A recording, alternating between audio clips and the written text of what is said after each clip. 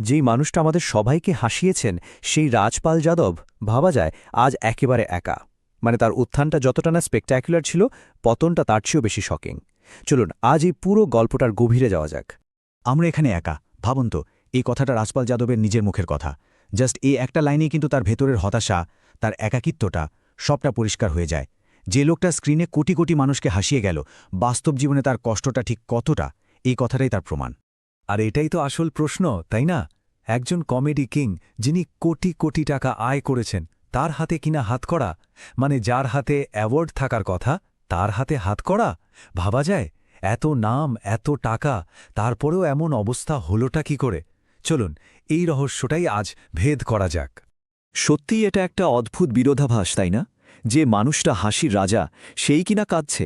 মানে সবার প্রিয় একজন কমেডিয়ানকে যখন এমন একটা চরম সংকটে দেখা যায়, তখন ধাক্কা লাগাটাই স্বাভাবিক। তো কিভাবে এই হাসির পেছনের কান্নাটা শুরু হলো? গল্পের একেবারে কেন্দ্রে রয়েছে কিন্তু এই ঘটনাটা। তারিখটা ছিল 5ই ফেব্রুয়ারি 2026। সেদিন অভিনেতা রাজপাল যাদব তিহার জেলে গিয়ে আত্মসমর্পণ করেন 6 মাসের সাজার জন্য। আর ঠিক এখান থেকেই বলা যায় সবকিছু একেবারে ঘুরে গেল। একজন সুপার সাকসেসফুল অ্যাক্টরের জন্য এটা ছিল একটা বিশাল পতন। জেলে যাওয়ার ঠিক আগে তার এই কথাগুলো শুনলে বোঝা যায় তিনি কতটা অসহায় ছিলেন। স্যার, আমি কি করব? আমার কাছে টাকা নেই, আমি কোনো উপায় দেখতে পাচ্ছি না।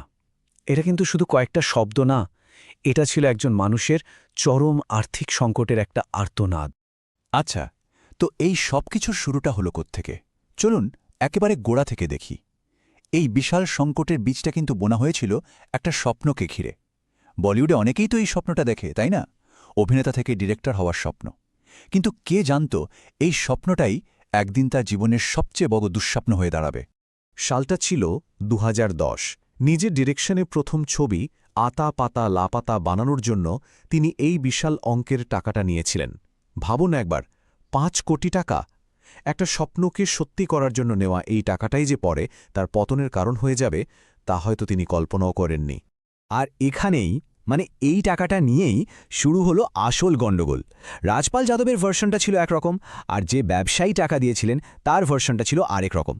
রাজপাল বলছিলেন এটা নাকি একটা ইনভেস্টমেন্ট ছিল ওই ব্যবসায়ী ছেলেকে লঞ্চ করার জন্য, কিন্তু অন্যদিকে ব্যবসায়িক দাবি ছিল না, এটা একটা লোন যেটা লাভের সাথে ফেরত দিতে হবে। তো বুঝতেই পারছেন, এই দুই ভিন্ন বোঝাপড়া থেকেই সমস্যার শুরু। আর তারপর যা হওয়ার ঠিক তাই হলো। ছবিটা বক্স অফিসে বুড়ি তরা ফ্লপ করল, আর ব্যাস, রাজপাল যাদবের সেই বড় স্বপ্নটা চোখের সামনে একটা ভয়ঙ্কর আর্থিক দুঃস্বপ্নে বদলে গেল। এরপর থেকেই কিন্তু গল্পটা আরও জটিল হতে শুরু করে। একটা সাধারণ লোন কিভাবে ধীরে ধীরে হাতের বাইরে চলে গেল, আর শেষমেশ তাকে আদালতের দরজা পর্যন্ত টেনে নিয়ে গেল। চলুন সেই পর্বটাই এবার একটু দেখি। বিশ্বাস করা কঠিন, কিন্তু ওই 5 কোটি টাকার লোনটা সুদ আর পেনাল্টি মিলিয়ে বাড়তে বাড়তে 9 কোটিরও বেশি হয়ে যায়। ভাবা যায়, জাস্ট সময় মতো টাকা ফেরত না দেওয়ার ফল। ঋণের বোঝাটা দেখতে দেখতে পাহাড় সমান হয়ে গেল। আর এই ব্যাপারটা কিন্তু শুধু আর সংখ্যার খেলা ছিল না, এর বাস্তব প্রভাব ছিল আরও ভয়ঙ্কর। আগস্ট 2024-এ উত্তরপ্রদেশের শাহজাহানপুরে তার যে কোটি টাকার পৈতৃক সম্পত্তি ছিল সেটাও ব্যাংক সিল করে দেয়। মানে সব দিক থেকে চাপ আসছিল। তো এখন একটা প্রশ্ন আসতেই পারে, তিনি কি তাহলে শুধু এই টাকাটা ফেরত দিতে পারেননি বলেই জেলে গিয়েছিলেন? উত্তরটা হলো না, ঠিকটা নয়। আসল কারণটা এর থেকেও অনেক বেশি সিরিয়াস এবং জটিল। তাহলে কি ছিল সেই আসল কারণ? তাকে জেলে যেতে হয়েছিল কন্টেম্পট অফ কোর্ট বা আদালতের অবমাননার জন্য।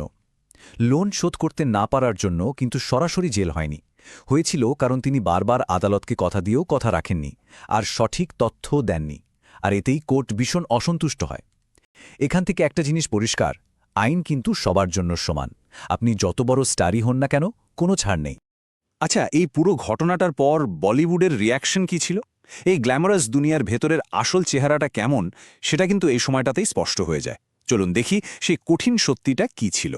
নওয়াজুদ্দিন সিদ্দিকীর এই একটা কথাতেই কিন্তু রাজপাল যাদবের অতীতটা পরিষ্কার হয়ে যায়।